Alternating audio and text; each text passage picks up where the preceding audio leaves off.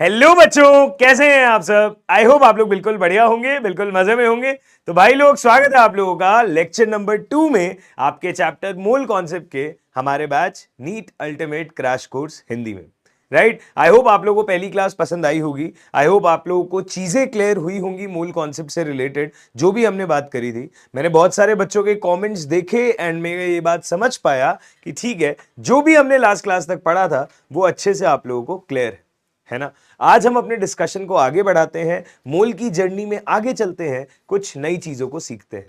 भाई, अभी तक मैंने आपको मोल की जो कैलकुलेशन है वो संख्या के आधार पे निकालनी सिखाई थी कि अगर मुझे किसी परमाणु या किसी अणु या किसी आयन की संख्या दी हुई है तो मैं कैसे मोल निकाल सकता हूं, और या उल्टा मोल देके संख्या कैसे निकाल सकते हैं। इतनी बात हमने करी थी, है ना। आज हम क्या करने जा रहे हैं, हम सीखेंगे भार के बारे में बातचीत कि अगर मुझे परमाणु भार या अणु भार या मोलर भार जैसे टर्म्स पता चल जाएं तो क्या उनसे मुझे मोल निकालने में कुछ मदद मिल सकती है या नहीं मिल सकती है, यह समझने की कोशिश करेंगे। ठीक है, प्लीज मेरी बात को ध्यान से समझिएगा, प्लीज मेरी बात को गौर से समझने की कोशिश करिएगा। आज हम पहले समझेंगे भार के बारे में बातचीत। आज हम पहले करेंगे भार के बारे में बातचीत।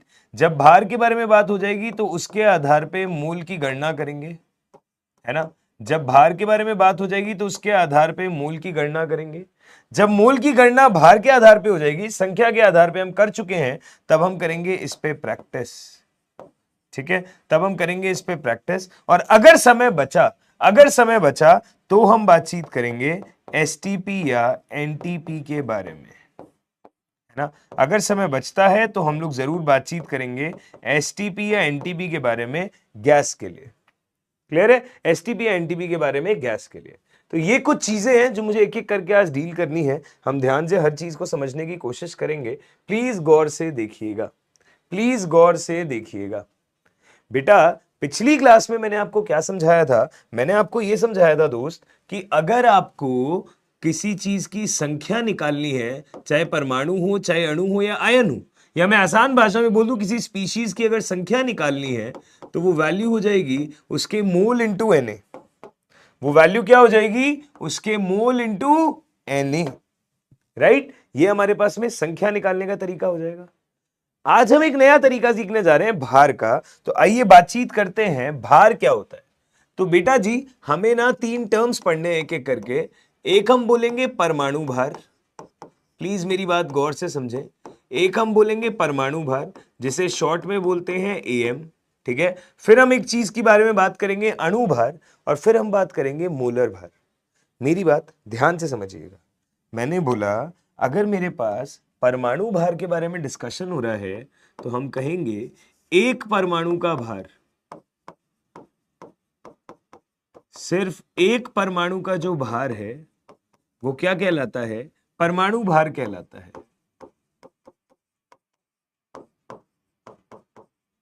एक परमाणु का जो भार है वो क्या कहलाता है भाई, परमाणु भार कहलाता है। सही बात है, सिर्फ एक परमाणु का अगर आप भार चेक करेंगे तो वो क्या कहलाता है, परमाणु भार कहलाता है। इसी तरह अगर आप अणु भार की बात करें, इसी तरह यदि आप अणु भार के बारे में बात करें, जिसे हम कहते हैं मॉलिक्यूलर मास, ठीक है, तो इसकी डेफिनेशन क्या हो जाएगी सिंपल तरीके में, जैसे एक परमाणु का भार परमाणु भार कहलाता है, ठीक उसी तरह एक अणु का भार, यदि मैंने एक अणु के भार की बात करी तो एक अणु का जो भार है वो अणु भार कहलाता है। ठीक है, जैसे एक परमाणु का भार परमाणु भार कहलाता है, ठीक उसी तरह एक अणु का भार अणु भार कहलाता है। और उसी के साथ साथ तीसरी चीज आ जाएगी मोलर भार।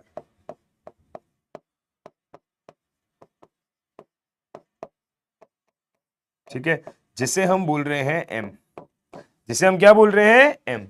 हम बोलेंगे किसी भी स्पीशीज, किसी भी स्पीशीज, चाहे परमाणु हो या अणु हो या आयन हो, किसी भी स्पीशीज चाहे परमाणु हो चाहे अणु हो चाहे आयन हो के एक मोल का भार कि एक मोल का जो भार है वो मोलर भार कहलाता है।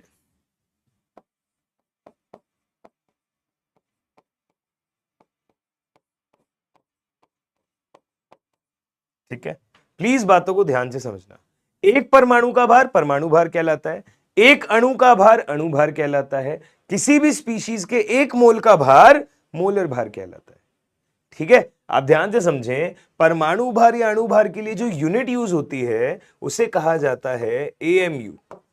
जो हम यूनिट यूज करते हैं इनके लिए वो हो जाती है एएमयू।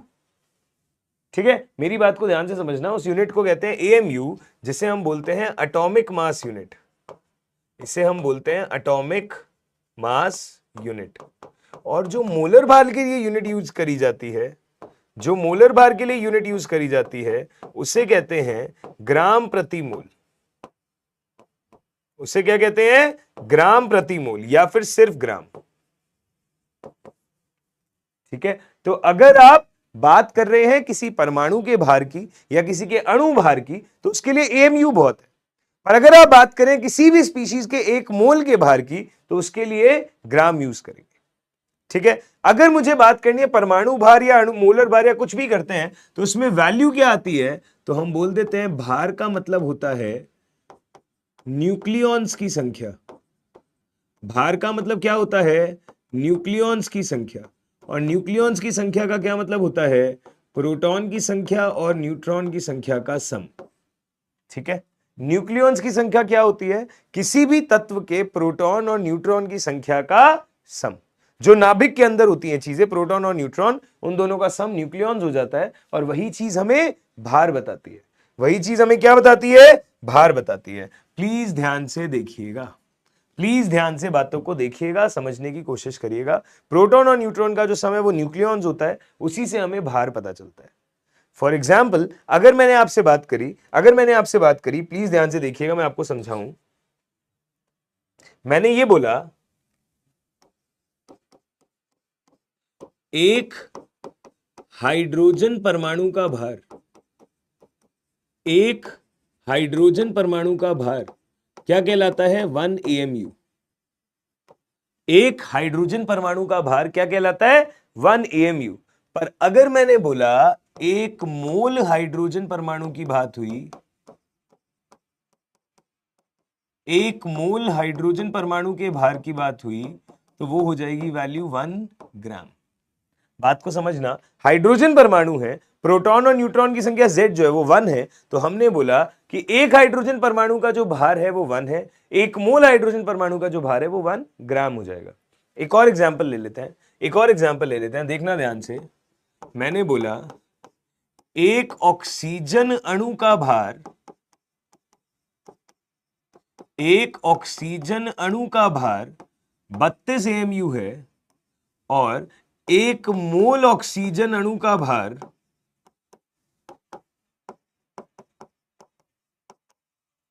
32 ग्राम है। ठीक है, एक ऑक्सीजन अणु का भार 32 एएमयू है और एक मोल ऑक्सीजन अणु का भार 32 ग्राम है। ठीक है, अगला एग्जांपल देखना।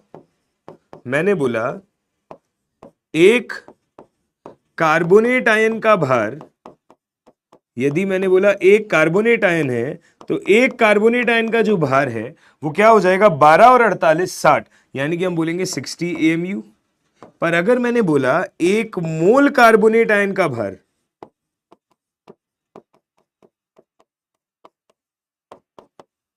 तो वो हो जाएगा 60 ग्राम। प्लीज बातों को ध्यान से देखें, बातों को ध्यान से समझने की कोशिश करें। एक परमाणु, एक अणु या एक आयन के भार की बात अलग होती है, और अगर उसी की जगह आपने एक मोल परमाणु या एक मोल अणु या एक मोल आयन ले लिया तो उसकी बात अलग होती है। बात समझ आई? ठीक है, यह चीज हमको समझनी बहुत जरूरी थी कि भाई अगर एक परमाणु या एक अणु या एक मोल या कुछ भी दिया है तो हमें कैसे समझना है चीजों को, कैसे समझना है चीजों को। आगे वाला नंबर तो वही होता है जो हमें पीरियोडिक टेबल से मिलता है। ठीक है, हम उसको 2 से मल्टीप्लाई कर देंगे, कैसे कर देंगे वो तो आपको आता है, बट आगे की यूनिट लगाना आना चाहिए। कभी कभी ये सवाल भी आ जाता है कि आखिर ये एएमयू आया कहां से, एएमयू का मतलब क्या है? तो बेटा जी ये चीजें भी हमें पता होनी चाहिए, तो कुछ फैक्ट भरी बातें हैं वो भी हम समझ लें। ध्यान से देखिएगा, हम ये कहते हैं कि 1 AMU का मतलब होता है 1 AMU का मतलब होता है 1/12 into mass of 1 C12 atom. 1/12 into mass of 1 C12 atom. ठीक है, ये हमारा एक बेस लिया गया था साइंटिस्ट द्वारा कि किसी भी चीज का अगर भार बताएंगे तो पहले उन लोगों ने सोचा कि हाइड्रोजन के हिसाब से बता देते हैं, पर उन्हें फिर ये दिखाई दिया कि हाइड्रोजन के तो समस्थानिक होते हैं, तो कौन सा समस्थानिक पकड़े, चीज हट गई। फिर उन्होंने सोचा ऑक्सीजन के हिसाब से बता देते हैं, पर फिर ऑक्सीजन के हिसाब से भी चीजें बैलेंस नहीं हो पाई। जब ऑक्सीजन के हिसाब से भी चीजें नहीं बैलेंस हो पाई तो फिर फाइनली उन्हें दिमाग में आइडिया आया कि क्यों ना कार्बन के रिस्पेक्ट में बता दें। तो उन्होंने बोला कि 1 AMU का जो मान है बेटा वो बराबर हो जाता है 1/12 into mass of 1 C12 atom. इसी चीज को 1 AMU कहते हैं। तो बेसिकली मैं आपको बताऊं आसान भाषा में, बात ये हुई थी कि अगर कोई आपसे कहता, पहले एक चीज और सुन लेना, अगर 1 AMU को ग्राम में लिखना हो तो इसकी वैल्यू बाद में आ गई थी हमारे पास में रिसर्च करके, जो कि आई थी ये। और इस चीज को अगर सिंप्लीफाइड वर्जन आपको याद करना हो तो 1/Na ग्राम अगर आप बोलोगे तो आपका काम चल जाएगा। Na सबको पता है, एवोगैड्रो नियतांक, तो 1/Na ग्राम। अब मैं वो एग्जांपल लेता हूं जो मैं लेने वाला था। जैसे अगर मैंने बोला एक ऑक्सीजन परमाणु का भार, अगर आप बिल्कुल पुराने जमाने में चले जाएं कि साइंटिस्ट ने एक ऑक्सीजन परमाणु का भार कैसे बताया होगा, तो मैं आपको समझाऊं। उन्होंने बोला एक ऑक्सीजन परमाणु का भार होता है ये 16 into 1/12 into mass of 1 C12 atom. जबकि उन्हें तो C12 एटम का मास भी नहीं पता था, पर उन्होंने कह दिया इसके रिस्पेक्ट में होगा, जो भी होगा 16 गुना होगा इंटू 1/12 होगा इस चीज के। फिर धीरे धीरे जब जमाना आगे बढ़ा तो किसी ने बोला ये चीज तो हर नाम में आ जाएगी, तो क्यों ना इसको एक सिंप्लीफाइड फॉर्म दे दें। हमने इसको नाम दे दिया AMU। हमने इसको क्या नाम दे दिया? AMU। अगर मैंने इसको AMU नाम दे दिया तो एक ऑक्सीजन परमाणु का भार फाइनली चल के कितना आ गया? 16 AMU। एक ऑक्सीजन परमाणु का भार फाइनली चल के कितना आ गया? 16 AMU। और 16 AMU आ गया तो अगर इसको ग्राम में लिखने का आपका बहुत ज्यादा मन है तो जमाना और आगे बढ़ गया, और इसको हम एक परमाणु का भार जो है उसे लिख सकते थे इतना, या फिर आसान भाषा में लिख सकते थे इतना, 16/Na ग्राम। हम एक परमाणु का भार आसान भाषा में क्या लिख सकते थे? 16/Na ग्राम। पर अगर मैंने एक मोल ऑक्सीजन परमाणु का भार चेक किया, अगर मैंने एक मोल ऑक्सीजन परमाणु का भार चेक करना था, ये तो मैंने आपको सिंगल परमाणु के बारे में बात बताई थी ऊपर तो, पर अगर मैं एक मोल का भार चेक करना चाह रहा हूं, अगर मैं एक मोल का भार चेक करना चाह रहा हूं तो भाई सिंपल सी बात है, एक परमाणु का भार है 16/Na। एक मोल में कितने परमाणु होते हैं? Na परमाणु होते हैं, तो कुल भार कितना हो जाएगा? 16/Na इंटू Na ग्राम। तो Na से Na कट जाएगा, फाइनली आंसर आ जाएगा 16 ग्राम। तो आप प्लीज ध्यान से देखना, एक परमाणु का भार है 16/Na ग्राम, पर एक मोल का भार है 16 ग्राम। ऐसे ही आप दुनिया में कोई भी एग्जांपल ले लो, आप सोडियम की बात कर लो, अगर एक सोडियम परमाणु की बात करोगे तो उसका मास आएगा 23 AMU या 23/Na ग्राम। पर अगर आप एक मोल सोडियम परमाणु की बात करोगे तो उसका आंसर आएगा 23 ग्राम। क्या आ जाएगा? 23 ग्राम। अगर आपसे कोई एक मोल सल्फर परमाणु की बात करे तो उसका मास आएगा 32 ग्राम। पर अगर एक सल्फर परमाणु की बात करें तो उसका मास आएगा 32 AMU। ठीक है, ये जो चीज आती है आगे के नंबर जो आते हैं इसे कहते हैं मास नंबर। क्या कहते हैं आगे के नंबर्स को? Mass number. आई होप आपको यहां तक कोई दिक्कत नहीं है। मोलर भार समझ में आता है और परमाणु भार समझ में आता है और अणु भार भी समझ में आता है। अणु भार भी सेम टू सेम ऐसे ही चलेगा। ठीक है, अच्छा, अगर ये चीज समझ में आती है, मोलर भार, परमाणु भार, अणु भार, तो बेटा जी मेरी बात को गौर से सुनिएगा। अगर मुझे मोल की गणना करनी है अब भार के टर्म्स में, तो एक आप गणना कर चुके हो संख्या के टर्म्स में, अब हम अगली गणना करने जा रहे हैं। तो ध्यान से देखना, मोल जो होता है उसे n से रिप्रेजेंट करते हैं ना। मोल जो होता है उसे कैसे रिप्रेजेंट करते हैं? n से रिप्रेजेंट करते हैं। तो मोल का मान कितना हो जाता है? ध्यान से देखो, हम बोलेंगे मोल का मान कितना हो जाता है? ध्यान से देखो, दिया गया भार अपॉन मोलर भार। प्लीज ध्यान से देखिए, दिया गया भार अपॉन मोलर भार। हमने क्या बोला, W का मतलब है दिया गया भार,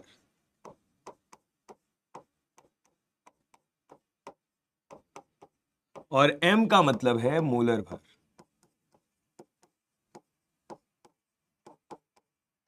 यस, W का मतलब है दिया गया भार, M का मतलब है मोलर भार। तो किसी भी स्पीशीज के मोल की संख्या क्या हो जाती है, दिया गया भार अपॉन मोलर भार। एक फॉर्मूला तो ये आ गया, और दूसरा फॉर्मूला आपको संख्या के टर्म्स में भी पता है कि अगर संख्या दे दे स्पीशीज की तो फॉर्मूला हो जाता है n अपॉन Na। अगर संख्या दे दे किसी स्पीशीज की तो फॉर्मूला हो जाता है n अपॉन Na। ठीक है, बढ़िया। ये दो फॉर्मूले हमारे पास। क्वेश्चन देखना, इस पे आप क्वेश्चन करेंगे। तो मोलर भार आपको निकालना सिखाई दिया है मैंने, कुछ नहीं करना, मास नंबर निकालो, आगे ग्राम लगा दो। परमाणु भार पूछता तो एमयू लगा देते, अणु भार पूछता तब भी एमयू लगा देते, पर इसने मोलर भार पूछा है तो ग्राम लगा देंगे। क्वेश्चन क्या है, ध्यान से देखना। मैंने बोला 4.4 ग्राम CO2 है ना, बताओ भाई इसके मोल्स कितने होंगे। ठीक है, हमें 4.4 ग्राम CO2 दिया गया है, हमसे पूछा जा रहा है CO2 के मोल्स कितने होंगे। क्या करोगे भैया, सिंपल सी बात है, आप बोलोगे मोल्स का आज ही एक ताजा ताजा फॉर्मूला सीखा है, दिया गया भार अपॉन मोलर भार, है ना। दिया गया भार अपॉन मोलर भार। दिया गया भार कितना है 4.4, दिया गया भार कितना है 4.4, मोलर भार कितना है, कार्बन हो गया 12, ऑक्सीजन होती है 16, और 2 ऑक्सीजन है तो 16 दूनी 32, तो वैल्यू आ जाएगी आपके पास में 4.4 डिवाइडेड बाय 44। ठीक है, ये कितना हो जाएगा 4.4 डिवाइडेड बाय 44, तो आंसर आ जाएगा 0.1 मोल। आंसर क्या आ जाएगा आपके पास में 0.1 मोल। ये हो गए CO2 के मोल्स। ये क्या हो गए आपके पास में CO2 के मोल्स, 0.1 मोल। बात समझ आएगी अच्छे से, कोई दिक्कत तो नहीं है। ठीक है, अगला क्वेश्चन देखो, अगला क्वेश्चन देखो, इसी का थोड़ा सा घुमा के पूछता हूं मैं पार्ट, कुछ इस तरीके से। क्या है क्वेश्चन, देखना ध्यान से।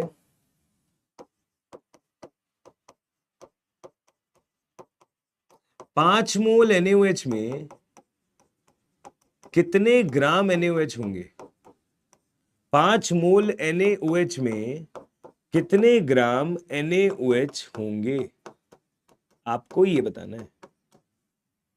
कैसे सोचोगे इस सवाल को, तो भाई देखो, हमें सिर्फ एक बात पता है, हमें हर चीज में सिर्फ मोल निकालने आते हैं।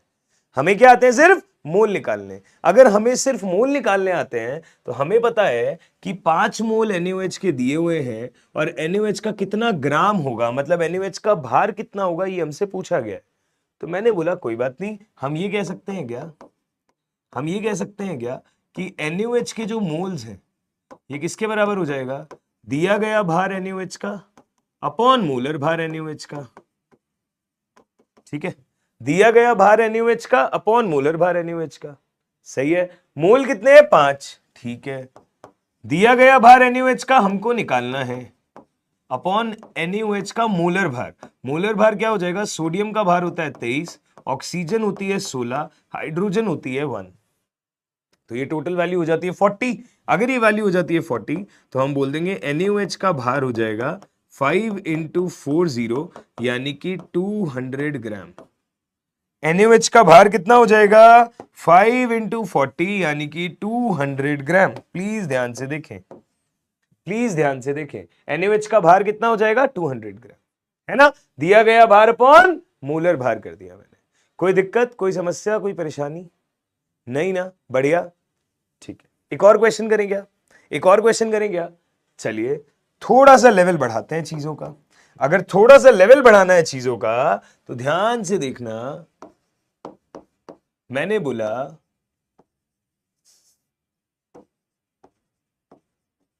49 ग्राम H2SO4 में, 49 ग्राम H2SO4 में आपको क्या क्या ज्ञात करना है। पहली बात आपको बताने हैं H2SO4 के मोल कितने होंगे। दूसरी बात आपको बताना है सल्फर के कितने मोल होंगे। तीसरी बात आपको बताना है ऑक्सीजन परमाणु के कितने मोल होंगे। चौथी बात आपको बताना है हाइड्रोजन परमाणु के कितने मोल होंगे। पांचवी बात आपको बताना है कुल परमाणुओं की संख्या।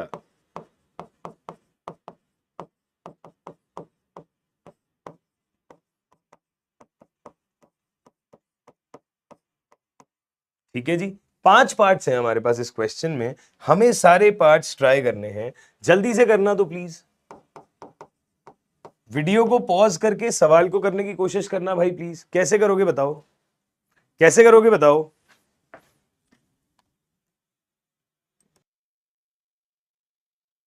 हाँ जी, हो गया भाई सवाल। आइए डिस्कस करते हैं इस क्वेश्चन को तरीके से। यार देखो, जब भी मास दिया हो ना और मोल का सवाल पूछे, पहले चुपचाप मोलर मास निकाल के छोड़ दो, ताकि फिर तुम्हारी कोई प्रॉब्लम ही ना बचे। जैसे कि मैंने बोला कि अगर आपने मोलर मास निकालने की कोशिश करी H2SO4 के, तो हमारे पास में 2 हाइड्रोजन है, हर किसी का मास 1 होता है। सल्फर 1 है जिसका मास 32 होता है। ऑक्सीजन 4 है जिसका मास 16 होता है। हमारे पास टोटल मास हो जाएगा 98 ग्राम, है ना। मोलर मास कितना आ जाएगा टोटल? 98 ग्राम। अगर मोलर मास आपका 98 ग्राम आ जाएगा, है ना, हमने नोटेशन एमएम तो मॉलिक्यूलर मास के लिए लिया था ना, तो एम लिख देते हैं, कंफ्यूजन नहीं होना चाहिए बिल्कुल भी बच्चों को। तो मेरे प्यारे लाला और लालियों, प्लीज ध्यान से देखें। पहला पार्ट क्या बिल्कुल आंखों आंखों में हो जाएगा क्या? भाई आंखों आंखों में हो जाए तो फायदा रहता है ना, कुछ कहना भी नहीं पड़ता और बातें भी समझ आ जाती है। इशारा मेरा तुम समझ गए होगे कहां पे है, बट अभी मेरा इशारा सिर्फ यहां पे है, ठीक है। तो अगर मेरे को मोल निकालने हैं तो दिया गया भार अपॉन मोलर भार, तो 49 डिवाइडेड बाय 98, ये कट जाएगा इससे, वैल्यू हो जाएगी 1/2 मोल या फिर 0.5 मोल, या फिर 0.5 मोल। सही है, बहुत सही। सेकंड पार्ट देखिए, सेकंड पार्ट देखिए। सेकंड पार्ट हो गया सल्फर के मोल निकालने हैं। तो हमने बोला कि भाई हमने पिछली ही क्लास में एक बात सीखी है कि अगर एक पूरे अणु का डेटा पता हो और उसमें मौजूद परमाणुओं का डेटा पूछा हो, तो आप संख्या या मोल को कुछ इस तरह से इक्वेट कर सकते हैं कि कितने हाइड्रोजन मौजूद है 2, कितने सल्फर मौजूद है 1, कितना ऑक्सीजन मौजूद है 4। हमने ये डब्बा बनाना पिछली क्लास में ही सीख लिया था। चाहे संख्या के लिए बना दो चाहे मोल के लिए बना दो, बात एक ही है। अगर ये हमने कर दिया तो H2SO4 के मोल है आपके पास में 0.5। हमसे या तो सल्फर पूछा या ऑक्सीजन पूछा या हाइड्रोजन पूछा है, हमें तो कुछ नहीं करना भाई, क्रॉस मल्टीप्लाई करना है। तो H2SO4 और सल्फर तो 1:1 ही है, तो सल्फर के मोल आपके कितने हो जाएंगे? जितने H2SO4 के हैं, यानी कि 0.5 मोल। थर्ड पार्ट क्या हो जाएगा? थर्ड पार्ट क्या हो जाएगा? हमने बोला ऑक्सीजन के मोल बताओ, तो ये 1:4 का रेशो है, तो ऑक्सीजन के मोल हो जाएंगे 4 टाइम्स H2SO4 के मोल। ऑक्सीजन के मोल क्या हो जाएंगे? 4 टाइम्स H2SO4 के मोल। अगर 4 टाइम H2SO4 के मोल हो जाएंगे तो ये हो जाएगा 4 इंटू 0.5, यानी कि 2 मोल, यानी कि 2 मोल। इसी तरह अगर हम फोर्थ पार्ट की बात करें, फोर्थ पार्ट हो जाएगा हाइड्रोजन के मोल निकालने हैं। हाइड्रोजन के मोल कितने हो जाएंगे हमारे पास में? 2 टाइम्स H2SO4 के मोल। और अगर हम 2 टाइम्स H2SO4 के मोल निकालेंगे, H2SO4 है 0.5, तो ये हो जाएगा 2 इंटू 0.5, यानी कि वैल्यू हो जाएगी 1 मोल। वैल्यू क्या आ जाएगी? 1 मोल। ध्यान से देखना, H2SO4 के मोल आ गए 0.5, सल्फर भी 0.5, ऑक्सीजन है 2 मोल, हाइड्रोजन है 1 मोल। राइट? इस तरीके से हमारे पास सारे मोल्स आ चुके हैं। अब चलते हैं पांचवें पार्ट पे। कहां चलते हैं? पांचवें पार्ट पे। प्लीज गौर से देखिएगा, प्लीज गौर से देखिएगा। पांचवा पार्ट क्या कहता है? पांचवा पार्ट कह रहा है कुल परमाणुओं की संख्या। कुल परमाणुओं की संख्या। अगर कुल परमाणुओं की संख्या बतानी है तो मैंने बोला कि भाई अगर आपको H2SO4 के मोल पता है और H2SO4 एक अणु है, तो क्यों ना पहले H2SO4 अणु की संख्या बता दे। तो मैंने बोला H2SO4 के यहां पे कुल कितने अणु हो जाएंगे? Moles into Na। ये आपको सिखाया हुआ है कि अगर किसी स्पीशी के मोल पता हो और उसकी संख्या निकालनी हो तो मोल्स इनटू Na कर दो, 0.5 Na हो जाएगा। अब हमें यह पता है कि एक H2SO4 का जो अणु है, एक H2SO4 का जो अणु है, इसमें टोटल हमारे पास में क्या है? 2 हाइड्रोजन परमाणु है, 1 सल्फर परमाणु है, 4 ऑक्सीजन परमाणु है। यह बात समझ आती है क्या? 2 हाइड्रोजन परमाणु है, 1 सल्फर परमाणु है, 4 ऑक्सीजन परमाणु है। अगर ऐसा है तो टोटल कितने परमाणु है? 4 2 6 और 1 7, तो टोटल हमारे पास 7 परमाणु है ना। हमने बोला कि एक H2SO4 के अणु में टोटल 7 परमाणु हैं, तो 0.5 NaH2SO4 के अणुओं में 0.5 NaH2SO4 अणु में हमारे पास कितने परमाणु हैं? 7 इंटू 0.5 Na परमाणु। कितने परमाणु है? 7 इंटू 0.5 Na परमाणु, यानी कि 3.5 Na परमाणु। क्लियर है? प्लीज ध्यान से देख लेना, 0.5 NaH2SO4 अणुओं में टोटल कितने परमाणु हैं? 3.5 Na परमाणु। राइट? तो इस तरीके से मैंने हर पार्ट को तरीके से सॉल्व करने की कोशिश करी। प्लीज एक बार एक लुक ले लो, कोई दिक्कत है तो बता दो। हाँ जी, प्लीज एक बार एक लुक ले लो, कोई दिक्कत है तो बता दो।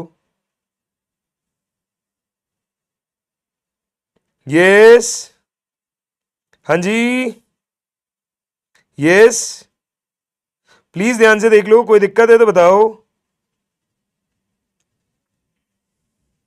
हाँ जी, देखना ध्यान से, अगला क्वेश्चन क्या है? अगला क्वेश्चन क्या है, ध्यान से समझो। हमने बोला 96 ग्राम ओजोन में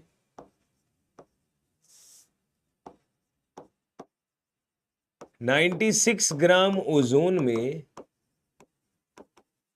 कुल परमाणुओं की संख्या 96 ग्राम ओजोन में कुल परमाणुओं की संख्या डैश इंटू Na होगी। अब हमें बताना है यहां पे क्या आएगा, हमें बताना है यहां पे क्या आएगा। इंटीजर टाइप सवाल हो गया एक तरीके से। अगर इंटीजर टाइप सवाल हो गया तो आप देखो, आपको भार का डेटा दिया है और आपसे परमाणु की संख्या पूछी है, तो आपको यह पता है कि हमें तो हर चीज के लिए मोल निकालने आते हैं, हम फिर मोल से सारी बातें कर लेंगे। तो अगर हमने O3 की बात करी तो प्लीज ध्यान से देखिएगा, हमने बोल दिया कि O3 का मास है 96 ग्राम। हमारे पास में O3 का मास है 96 ग्राम। अगर O3 का मास है 96 ग्राम तो O3 के मोल कितने हो जाएंगे? दिया गया भार अपॉन मोलर भार, यानी कि 2 मोल, यानी कि 2 मोल। O3 के कितने मोल हो जाएंगे? 2 मोल। ठीक है, अगर O3 के मोल हो गए 2, तो मैंने O3 के अणुओं की संख्या कितनी हो जाएगी? मोल्स इंटू Na, तो ये हो जाएगा 2 Na अणु। ये क्या हो जाएगा? 2 Na अणु। राइट? अगर अणुओं की संख्या 2 Na आ गई, मुझे परमाणुओं की संख्या बतानी है, तो आपको यह पता है कि एक O3 अणु में टोटल कितने परमाणु है? 3 ऑक्सीजन परमाणु है। एक अणु के अंदर टोटल कितने परमाणु हैं? 3 ऑक्सीजन परमाणु हैं। तो 2 Na अणुओं में कितने परमाणु होंगे? ये देखिए, 2 NaO3 अणु में टोटल कितने परमाणु हो जाएंगे? 6 Na ऑक्सीजन परमाणु हो जाएंगे। ठीक है, अगर एक अणु में 3 परमाणु हैं तो 2 Na अणुओं में टोटल 6 Na परमाणु होंगे। कितने होंगे? 6 Na ऑक्सीजन परमाणु होंगे। तो आपका आंसर डैश की जगह पे क्या आ जाएगा? 6। आपका आंसर क्या आ जाएगा भाई? 6। प्लीज ध्यान से देखें, कितने ऑक्सीजन परमाणु हो गए आपके पास में? टोटल 6। राइट? ध्यान से देख लीजिए, कोई दिक्कत है तो बता दीजिए। प्लीज ध्यान से देख ले, कोई भी दिक्कत आ रही है तो बता दे। यस, हाँ जी, हाँ जी,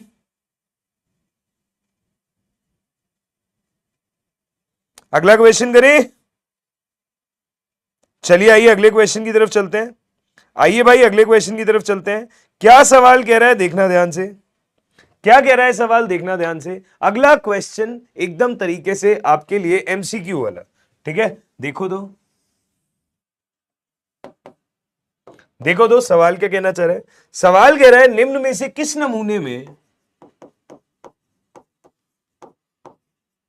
निम्न में से किस नमूने में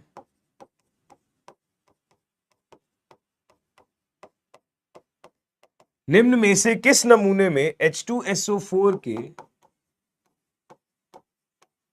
निम्न में से किस नमूने में H2SO4 के 0.25 मोल होंगे?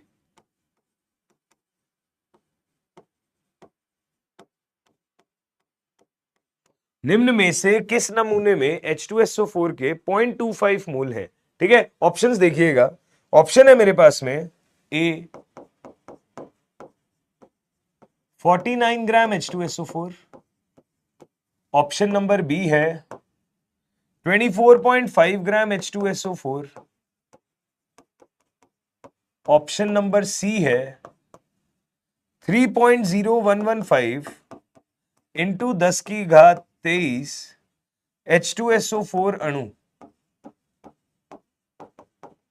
और आखिरी ऑप्शन है 15.0575 इंटू 10 की घात 23 H2SO4 अणु। चार ऑप्शंस है हमारे पास, ट्राई करना सवाल को प्लीज। मैं स्क्रीन से बिल्कुल साइड हट रहा हूं, आप इसको प्लीज ट्राई करके देखें।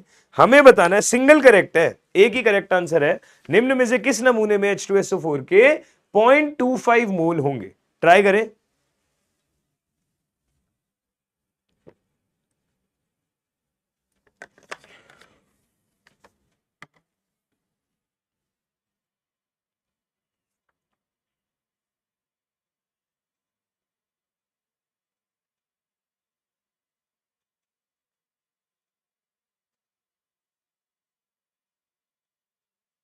हाँ भाई,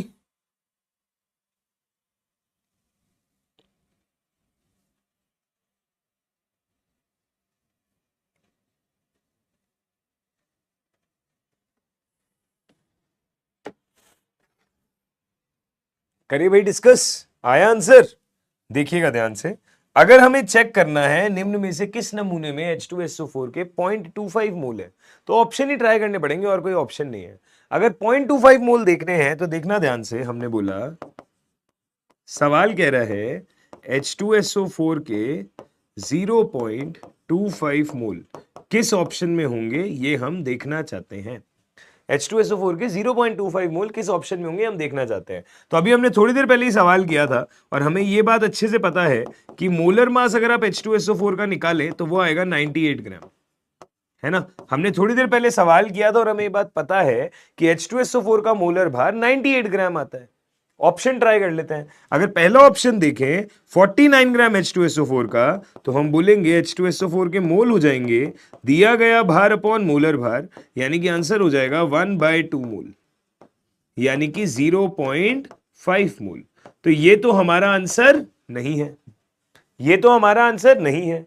बी ऑप्शन देखें 24.5 ग्राम H2SO4, तो हम बोलेंगे कि दिया गया भार है 24.5 और मोलर भार है 98, तो हम बोलेंगे इससे ये कटेगा 4 गुना, इससे कटेगा 4 गुना। अगर ये 4 गुना कटेगा तो हमारे पास में आएगी वैल्यू 1/4 मोल, और 1/4 मोल का मतलब हो जाएगा 0.25 मोल, 0.25 मोल। देखना ध्यान से, बात समझ आ रही है क्या?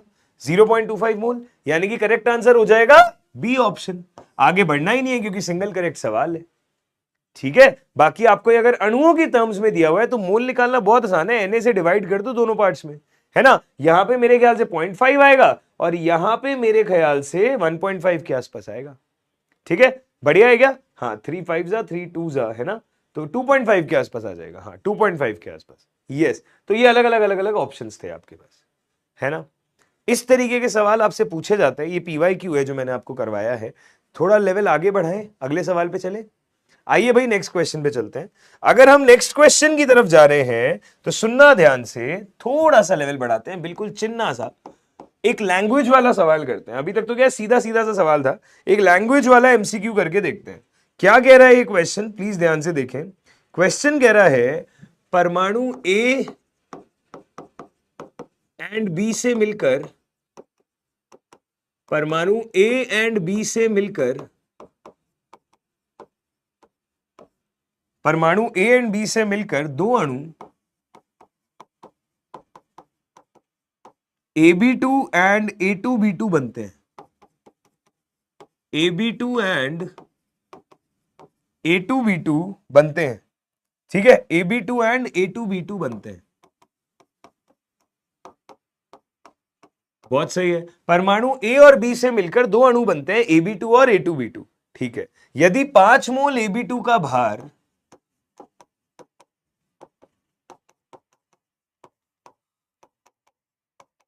यदि 5 मोल Ab2 का भार 0.125 kg है, यदि 5 मोल Ab2 का भार 0.125 kg है एवं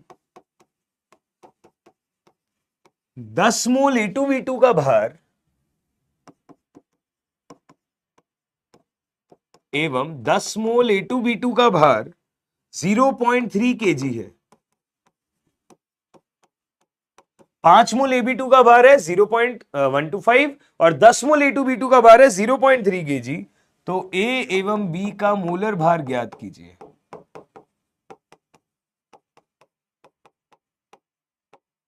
A एवं B का मोलर भार ज्ञात करें। ठीक है, ये क्वेश्चन है। ऑप्शन देखिएगा, ऑप्शन देखिएगा, या चलो ट्राई कर लेते हैं। ऑप्शन क्या ही देखना, हमें तो सॉल्व ही करना है। ठीक है, इसको ट्राई करना है क्वेश्चन को। आप लोग ट्राई करके देखेंगे क्या? आप लोग ट्राई करके देखेंगे क्या? एक बार चैट को ऑफ करके क्वेश्चन को, मतलब चैट को, सॉरी, मेरे को लाइव क्लास वाला ध्यान रह गया। आप लोग एक बार वीडियो को पॉज करके क्वेश्चन को ट्राई करके देखिएगा। कैसे करोगे भाई ये वाला सवाल? हम एक सिंपल सी बात बोलेंगे कि हमें 2 अणु दिए हुए हैं, उनके मोल दिए हुए हैं और उनका दिया गया भार दिया हुआ है। हमसे अलग अलग मोलर भार पूछा है। तो पहले तो मैंने ये बोल दिया कि हम ऐसा मान लें, हम अगर ऐसा माने कि A का मोलर भार है x ग्राम और B का मोलर भार है y ग्राम पर मोल पर मोल। ठीक है, A का मोलर भार है x ग्राम पर मोल, B का मोलर भार है y ग्राम पर मोल। तो हमने बोला हमारे पास में 2 तरीके के अणु हैं, एक है Ab2, Ab2 का मोलर भार हो जाएगा x प्लस 2y ग्राम प्रति मोल और A2B2 का मोलर भार हो जाएगा 2x प्लस 2y ग्राम प्रति मोल।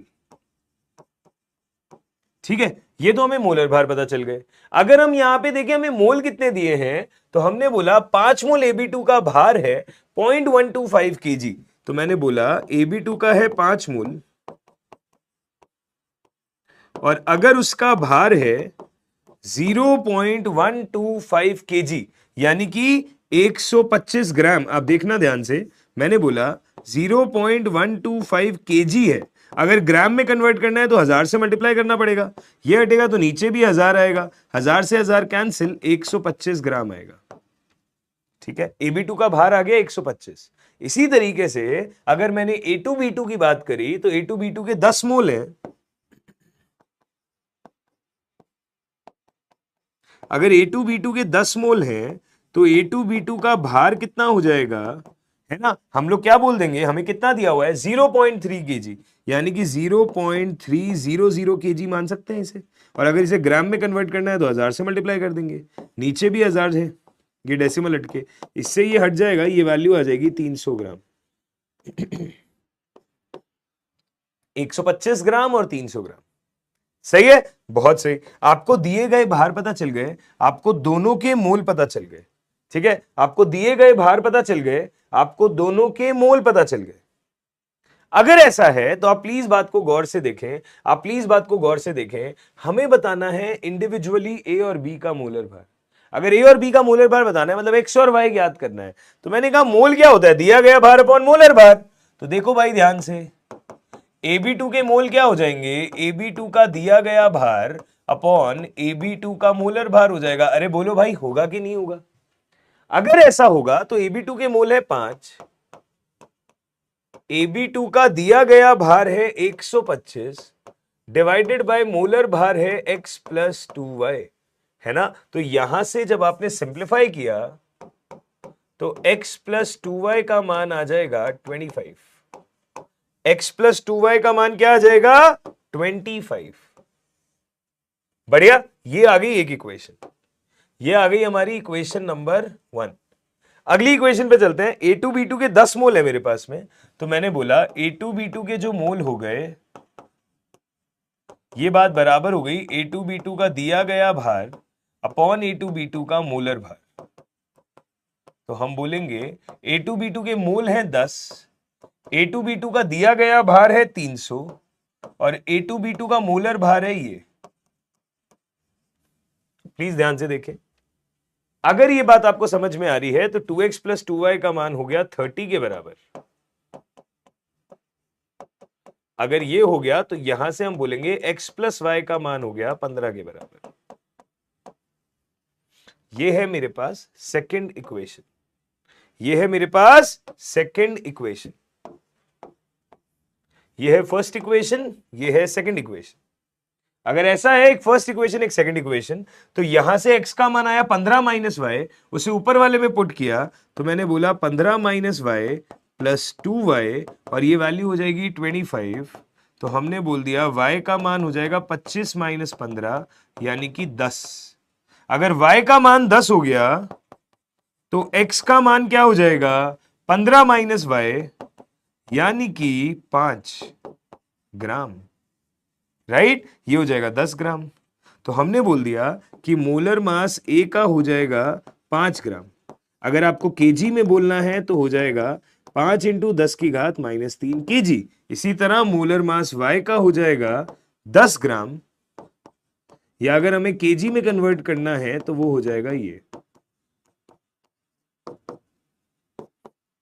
ठीक है, क्लियर है, डन है? कोई दिक्कत है तो बताएं, कोई समस्या है तो समझाएं। ए का मोलर मास भी आ गया और बी का मोलर मास भी आ गया। इसको मैंने वाई क्यों बोला हुआ है?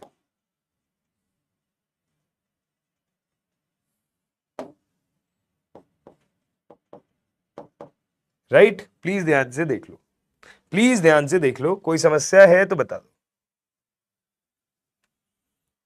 अच्छा सवाल था, लंबा सवाल था। आप ध्यान से देखें चीजों को कैसे हमने डिस्कस करके यहां पे सॉर्ट किया है। यस,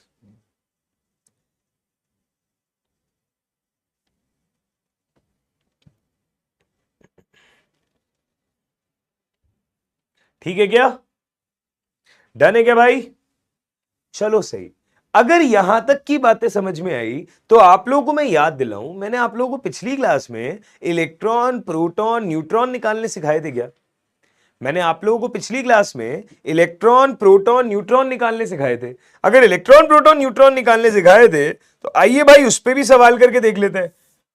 क्योंकि हमको यह समझ में आ गया है कि मोल का कोई भी फंडा हो, या तो फॉर्मूला लगेगा दिया गया भार अपॉन मोलर भार, या तो फॉर्मूला आपका लगेगा संख्या अपॉन Na, है ना? इनमें से ही कुछ लगने वाला है। तो आप ध्यान से चीजों को समझने की कोशिश करें। हमने बोला 11 ग्राम CO2 में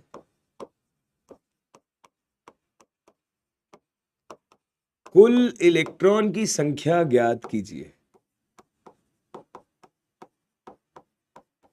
11 ग्राम CO2 में कुल इलेक्ट्रॉन की संख्या ज्ञात कीजिए।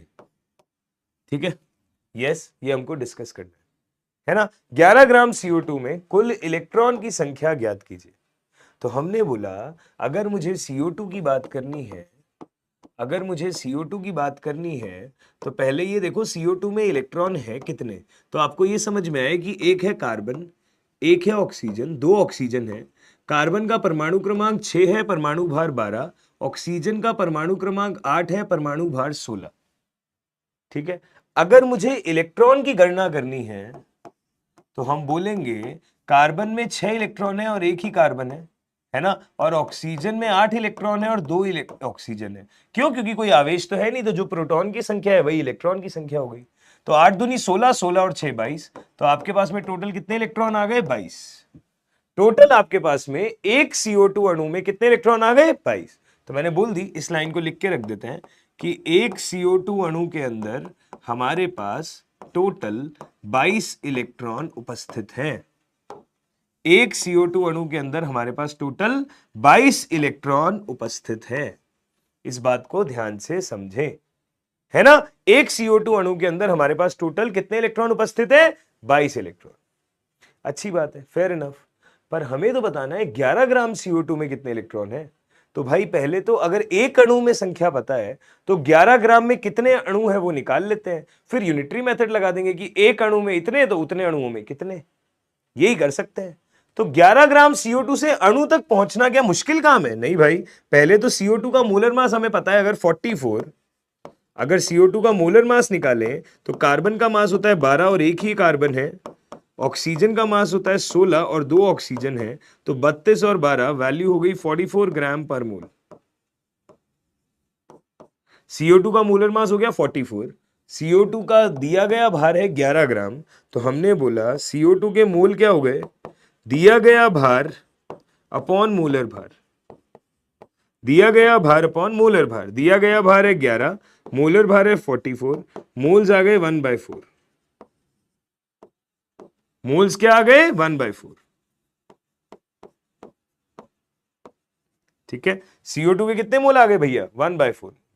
अच्छी बात है। अगर CO2 के मोल्स आ गए हैं 1/4, हमें बतानी है कुल इलेक्ट्रॉन की संख्या यहां पे, तो हम क्या बोलेंगे? हमें ये पता है कि अगर CO2 के मोल 1/4 हैं तो CO2 के अणु कितने हो जाएंगे? Moles into Na।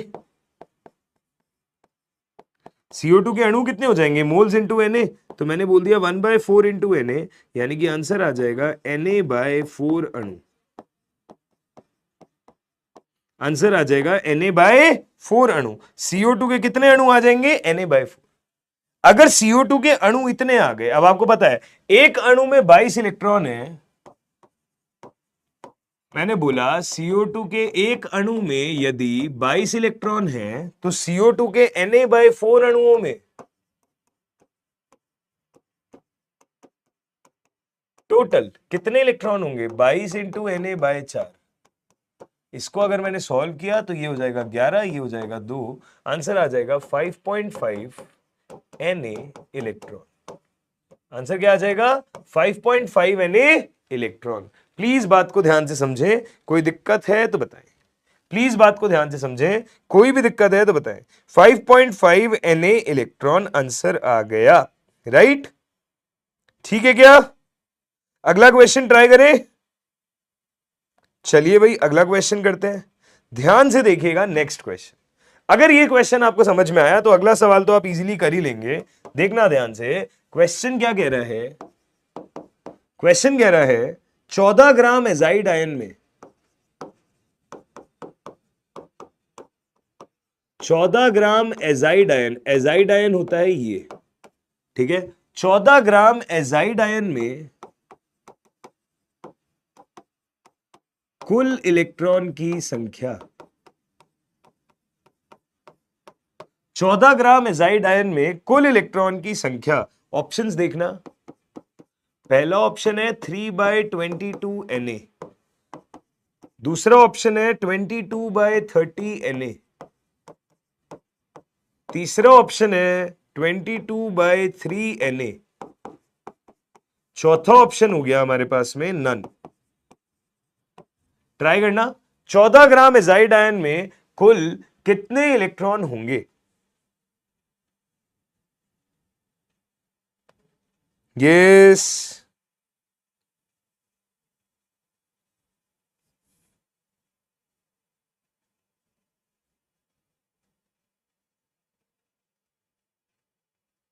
हाँ भाई,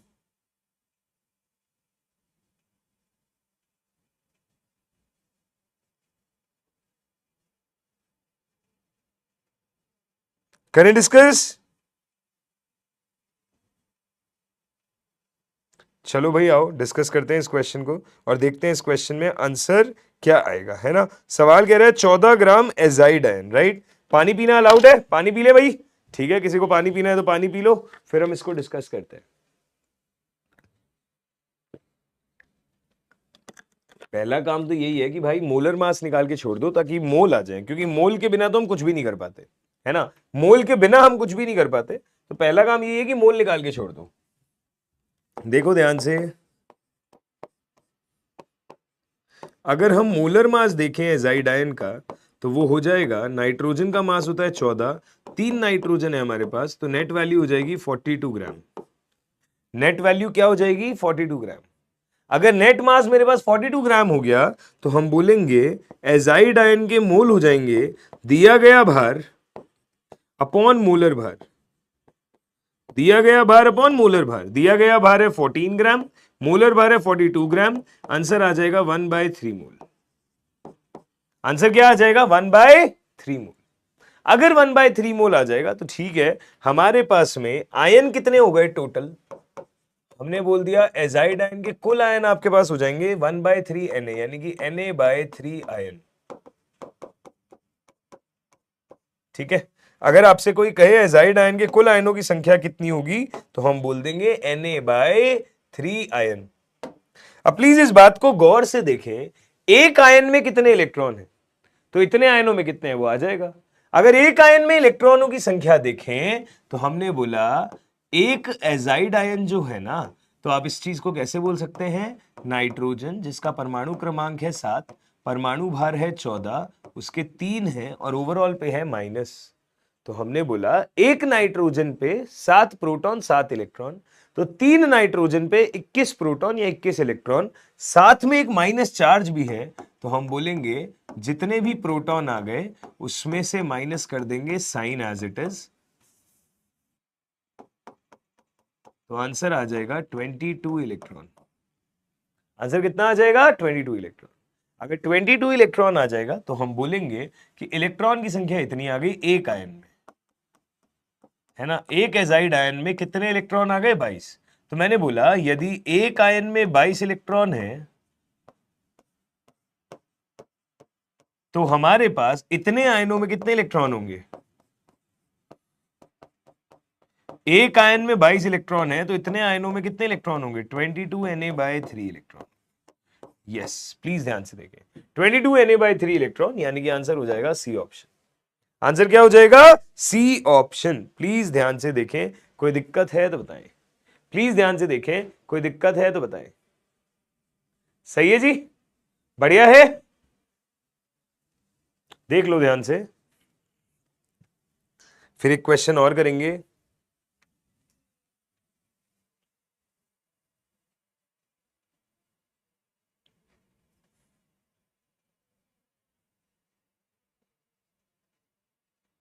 हाँ जी, करें क्या बात? आइए एक सवाल और करके देखते हैं। पहले आप लोग ट्राई करेंगे फिर मैं डिस्कस करूंगा। क्या सवाल है देखना ध्यान से। सवाल कह रहा है यदि CO2 के नमूने में, यदि CO2 के नमूने में, गौर से देखना, यदि CO2 के नमूने में 2.2 इंटू 10 की घात 20 इलेक्ट्रॉन हो, 2.2 इंटू 10 की घात 20 इलेक्ट्रॉन हो, तो CO2 के मोल की संख्या ज्ञात कीजिए। CO2 के मोल की संख्या ज्ञात करें। बताइए भाई कैसे करेंगे सवाल को। आपको इलेक्ट्रॉन की संख्या दी है, मोल की संख्या बतानी है, क्या करोगे जल्दी बताओ।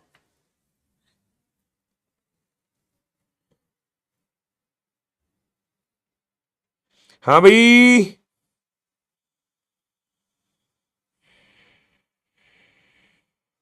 ट्राई करो भाई। आप चाहें तो Na के टर्म्स में भी बता सकते हैं।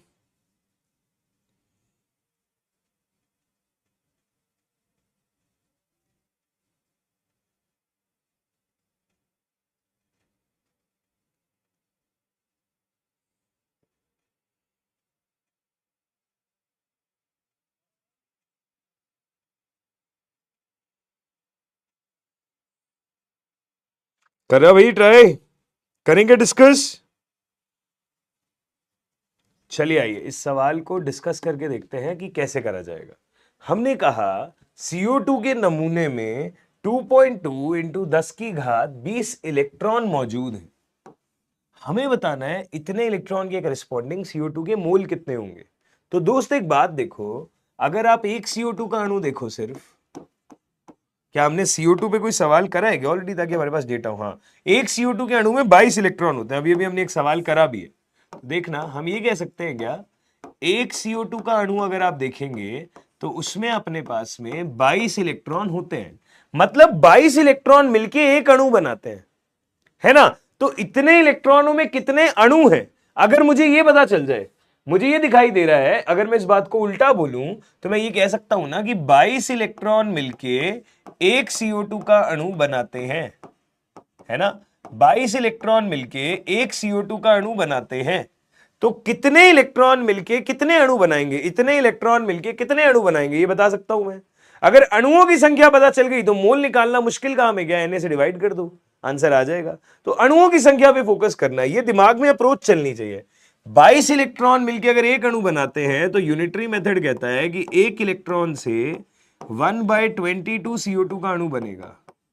अगर एक इलेक्ट्रॉन से इतना बनेगा तो हमारे पास कितने हैं, 2.2 इंटू 10⁻20 इलेक्ट्रॉन। इतनों से कितने अणु बनेंगे, इतने बनेंगे।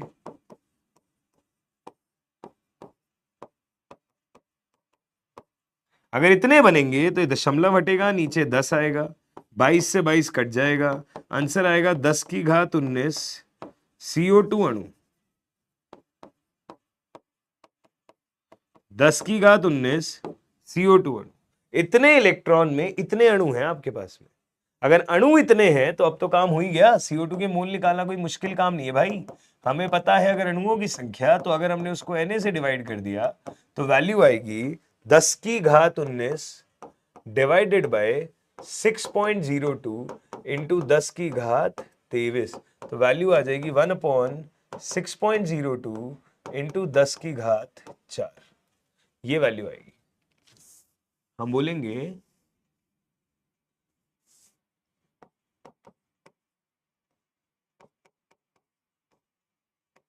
ये, ठीक है। ये हो गई हमारे पास में क्या, मोल्स।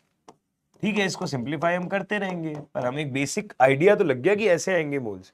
यस, कोई दिक्कत है क्या यहां तक, पक्का, ठीक है। तो क्वेश्चन ने बोला कि CO2 के नमूने में क्या है, वो चीज ये रही।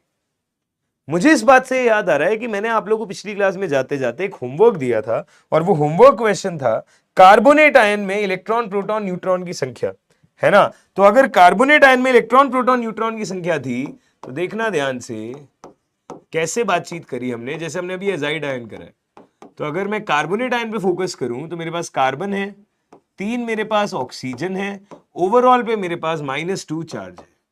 मैंने बोला कार्बन का परमाणु क्रमांक है 6, परमाणु भार है 12, ऑक्सीजन का परमाणु क्रमांक है 8, परमाणु भार है 16, 3 ऑक्सीजन है, ये भी मुझे दिख रहा है, ठीक है, और ओवरऑल पे है -2 चार्ज। तो मैंने बोला अगर मुझे यहां पे इलेक्ट्रॉन या प्रोटॉन निकाल देता हूं पहले, तो प्रोटॉन हो गए, एक कार्बन में 6 प्रोटॉन और यहां पे एक ही कार्बन है, एक ऑक्सीजन में 8 प्रोटॉन, यहां पे 3 ऑक्सीजन है, तो टोटल हमारे पास 30 तो आ गए प्रोटॉन, ठीक है। अगर मैं निकालना चाहता हूं इलेक्ट्रॉन, तो वो क्या हो जाता है, जितना भी प्रोटॉन है माइनस जितना भी आवेश है, यानी कि 32 इलेक्ट्रॉन। और अगर मैंने बोला न्यूट्रॉन बता दो, तो न्यूट्रॉन आप बता देंगे, कार्बन में 12 - 6 और एक ही कार्बन है, ऑक्सीजन में 16 - 8 और 3 ऑक्सीजन है, तो 16 और 6 कितना, 22, सॉरी 24 और 6 कितना हो गया, 30। ये हो जाएगी बात हमारे पास में। कार्बोनेट आयन का आपको होमवर्क दिया था, वो चीज भी मैंने आप लोगों से डिस्कस कर ली, सही है। तो मैंने आज की क्लास में आपसे अभी तक कुछ फॉर्मूले डिस्कस किए थे मोल निकालने के। एक मैंने भार का कॉन्सेप्ट डिस्कस किया, भार के टर्म्स में मोल निकालना सीखा। एक मैंने आपको पिछली क्लास में संख्या का कॉन्सेप्ट डिस्कस किया था, संख्या के टर्म्स में बात करना सीखा, है ना, अच्छी बात है। क्वेश्चन क्या कहता है, अभी कभी कभी आपको समस्थानिकों का केस दिया जाता है। भाई मेरा सवाल समझो, मैंने ये बोला कि किसी भी परमाणु का जब मैं भार लिखता हूं तो मैं प्रोटॉन और न्यूट्रॉन की संख्या ही को ही तो मास नंबर कहता हूं। प्रोटॉन और न्यूट्रॉन की संख्या को क्या कहता हूं, मास नंबर कहता हूं। जैसे कि नाइट्रोजन के अंदर वो वैल्यू 14 है, ऑक्सीजन के लिए वो वैल्यू 16 है, सोडियम के लिए वो वैल्यू 23 है ना। आगे AMU लगाना है, एक परमाणु का भार पूछा हो तो, ग्राम लगाना है, 1 मोल का भार पूछा हो तो। परंतु मेरा कंसर्न ये है भाई, मेरे को टेंशन इस बात की है कि कभी कभी मैंने ऐसा देखा है कि किसी चीज के अंदर दशमलव लिखा होता है। जैसे अगर आप इस चीज को नोटिस करें, अगर आप इस चीज को नोटिस करें, मैंने ये बोला कि यदि आपसे कोई बोले ना कि क्लोरीन का परमाणु भार क्या है, यदि आपसे कोई बोले क्लोरीन का परमाणु भार क्या है, तो आप ऐसा देखेंगे कि डेटा जो दिया हुआ है पीरियोडिक टेबल में, वो दिया हुआ है ये 35.5 AMU। अब मेरा डाउट ये आ जाता है छोटा सा मुझे यहां पे, आप खुद भी देखना कि ये जो आगे का नंबर हुआ करता था साहब, ये क्या हुआ करता था, प्रोटॉन और न्यूट्रॉन का सम हुआ करता था। ये जो नंबर हुआ करता था, ये प्रोटॉन और न्यूट्रॉन की संख्या का योग हुआ करता था। होता था ना कि कितने प्रोटॉन कितने न्यूट्रॉन, उसका टोटल सम है 35.5। तो भाई मैंने कभी आधा प्रोटॉन तो सुना नहीं आज तक, आधा न्यूट्रॉन भी सुना नहीं आज तक, तो फिर ये 0.5 क्या है, 35 तक तो ठीक है। तो मेरे दिमाग में ये सवाल आ गया कि क्या आधा प्रोटॉन नाम का कुछ होता है। ध्यान से देखें, मेरे दिमाग में अब ये सवाल कश्मकश कर रहा है कि क्या यहां पे क्लोरीन के केस में प्रोटॉन आधा ऐड हुआ है या फिर न्यूट्रॉन आधा एक्स्ट्रा ऐड हुआ है, और आधा प्रोटॉन आधा न्यूट्रॉन का अस्तित्व होता भी है क्या, ये बात भी हमको नहीं पता। तो जब से मैंने पढ़ाना शुरू किया है, मेरे दिमाग में ये सवाल है जिनका मुझे जवाब नहीं मिल पा कि ये 0.5 प्रोटॉन है या 0.5 न्यूट्रॉन है, मुझे नहीं समझ में आ रही ये बात। तो भाई इस गुत्थी को सॉल्व करने के लिए एक टॉपिक आया जिसका नाम था औसत परमाणु भार। इससे पहले मुझे औसत के बारे में ज्यादा नॉलेज नहीं थी, बट हाँ जब मैंने इस तरीके की त्रुटि देखी परमाणु भार के डेटा में, तो मुझे समझाया गया कि ये त्रुटि नहीं है। पर आप इस बात को भी समझें कि जो भी परमाणु भार आप यूज करते हैं कैलकुलेशंस में, वो सब औसत परमाणु भार है। सर औसत किस चीज का है, तो भाई हर परमाणु के ना समस्थानिक होते हैं बहुत सारे। जैसे हाइड्रोजन के 3 समस्थानिक है, प्रोटियम, ड्यूटीरियम और ट्राइशियम, आपको पता ही है ना। समस्थानिक क्या होते हैं, एक परमाणु अगर एक से ज्यादा तरीके के परमाणु भार दिखाता है, परमाणु क्रमांक तो सेम है पर परमाणु भार अलग अलग दिखा देता है, तो वो उसके समस्थानिक होते हैं। अब पूरी प्रकृति में, नेचर में कौन सा समस्थानिक कितनी प्रतिशत अबंडेंस में अवेलेबल है, प्रतिशत उपलब्धता में, वो बात अलग है। जो समस्थानिक ज्यादा प्रतिशत उपलब्धता में होता है वही मेजरली यूज किया जाता है। पर हां तत्वों के समस्थानिक होते तो हैं। अगर समस्थानिक होते हैं तो जितने भी समस्थानिक हैं क्लोरीन के, उन सबके भार की प्रतिशत उपलब्धता के हिसाब से औसत निकाल के ये वैल्यू आई है। तो ये हाफ प्रोटॉन या हाफ न्यूट्रॉन का फंडा सोचना ही क्या है। अरे अरे अरे अरे, ये तो बारात लग गई यहाँ पे, ये तो क्या लग गई भाई, बारात। तो हमें ये समझ में आया कि ये ऐसा कुछ भी नहीं होता, रादर ये जो वैल्यू है, रादर ये जो वैल्यू आप यूज कर रहे हो 35.5, ये क्या है, औसत परमाणु भार। ये वैल्यू क्या है, औसत परमाणु भार। प्लीज ध्यान से देखना, ये वैल्यू क्या है, औसत परमाणु भार। बढ़िया, ठीक। अगर ये चीज आपको समझ में आती है तो इस चीज को समझ लेते हैं ध्यान से। हम कहते हैं किसी भी तत्व के बहुत सारे समस्थानिक हो सकते हैं, किसी भी तत्व के बहुत सारे समस्थानिक हो सकते हैं, तो उस हर समस्थानिक की नेचर में कितनी प्रतिशत उपलब्धता है, उसके हिसाब से उस तत्व का औसत परमाणु भार ज्ञात किया जाता है। उस हिसाब से उस तत्व का औसत परमाणु भार ज्ञात किया जाता है, average atomic mass. Average atomic mass, please ध्यान से देखिएगा, एवरेज एटॉमिक मास। तो मैंने बोला यदि कोई तत्व है X, मैंने बोला यदि कोई तत्व है X, ठीक है,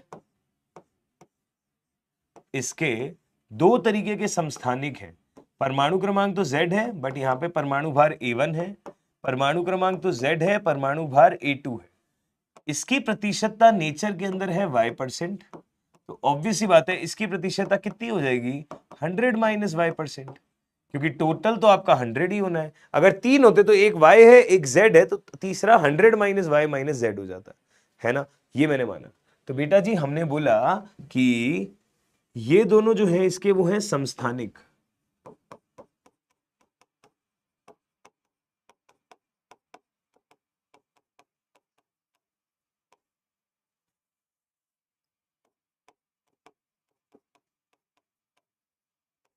अगर ऐसा है तो देखिएगा हम बोलेंगे जो एवरेज एटॉमिक मास होगा वो क्या हो जाएगा, वो हो जाएगा पहले वाले तत्व का परमाणु भार इंटू उसकी प्रतिशत उपलब्धता प्लस दूसरे वाले तत्व का परमाणु भार इंटू उसकी प्रतिशत उपलब्धता डिवाइडेड बाय टोटल प्रतिशत उपलब्धता।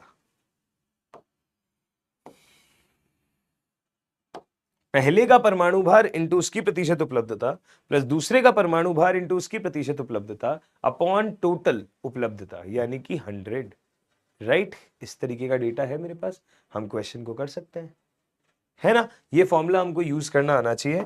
ये होता है औसत परमाणु भार। तो जैसे मैं अगर आपको क्लोरीन के केस में ये बात प्रूव करके दिखाऊं, क्लोरीन के केस में अगर ये बात मैं प्रूव करके दिखाऊं तो उसके लिए मुझे एक सवाल के डेटा की जरूरत पड़ेगी। तो आइए एक डेटा चेक करते हैं हम लोग, जिससे हम ये बातें समझ पाए। ध्यान से देखिएगा। हमने बोला क्लोरीन के 2 समस्थानिक दिए हुए हैं,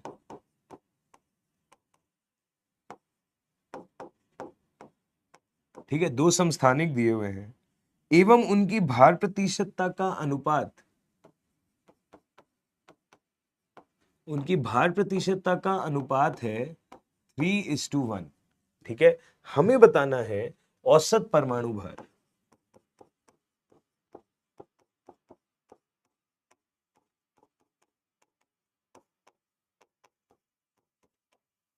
अब भार प्रतिशतता दी हो या अनुपात दिया हो, एक ही बात है, ठीक है। प्रतिशतता का अनुपात दिया हो या प्रतिशतता दी हो, क्योंकि आप देखो, आप इसको प्रतिशतता के लिए ये भी कर सकते हो 3/3 + 1 × 100, यहां लिख दोगे 1/3 + 1 × 100, ये आ जाएगा 25% और ये आ जाएगा 75%। रेशो तो वो भी 3:1 ही आएगा। तो हम चाहे तो अनुपात सीधा यूज कर सकते हैं, चाहे तो परसेंटेज का डेटा यूज कर सकते हैं, बात एक ही है।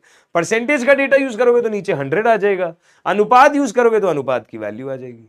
तो हमने बोला यहां पे अगर औसत परमाणु भार निकालते हैं क्लोरीन का, तो वैल्यू आ जाएगी क्लोरीन के पहले वाले समस्थानिक का भार इंटू उसका अनुपात प्लस दूसरे समस्थानिक का भार इंटू उसका अनुपात अपॉन 3 + 1। तो वैल्यू हो जाएगी 105 + 37 डिवाइडेड बाय 4, और इसे सॉल्व कर लेंगे तो वैल्यू आ जाएगी 35.5 AMU, है ना। ये एक तरीका है, या फिर आप ऐसे भी कर सकते हैं। अगर आप परसेंटेज में ज्यादा कंफर्टेबल हो गए हैं तो आप ये भी कर सकते हैं कि पहले वाले का परमाणु भार इंटू उसकी प्रतिशतता प्लस दूसरे वाले का परमाणु भार इंटू उसकी प्रतिशतता डिवाइडेड बाय कुल प्रतिशतता, ये, और इसे भी सॉल्व करोगे तब भी वैल्यू आएगी ये, देखना ध्यान से, 35.5 है, सही है। तो मैंने कहा चाहे ऐसे कर लो चाहे ऐसे कर लो, बात तो सेम ही, ठीक है। ध्यान से देखें, कोई दिक्कत है तो बताएं। इस तरीके से हमने समस्थानिकों के हिसाब से औसत परमाणु भार भी निकाल के देख लिया। देखा गया। एक क्वेश्चन आपको होमवर्क में दे दूं क्या? चलिए एक सवाल आपको होमवर्क में देते हैं, प्लीज ध्यान से देखिएगा, प्लीज ध्यान से देखिएगा। मैंने क्या बोला? मैंने बोला यदि कोई तत्व है x, यदि कोई तत्व है x, आपके पास में 3 समस्थानिक है X20, X21, X22, 3 परमाणु भार है मेरे पास। मैंने बोला यदि इसका भार प्रतिशतता 90% है, ठीक है, और हमें यह दिया हुआ है कि औसत परमाणु भार जो आ रहा है इसका, वो आ रहा है ये, तो आपको बतानी है इसकी भार प्रतिशतता कितनी होगी और इसकी भार प्रतिशतता कितनी होगी। ये आपका क्वेश्चन है, ठीक है। इसको ट्राई करके देखिएगा होमवर्क में, कैसे करेंगे क्या करेंगे हमें बताना है। हमें सवाल ये दिया हुआ है X21 एंड X22 की भार प्रतिशतता ज्ञात करें।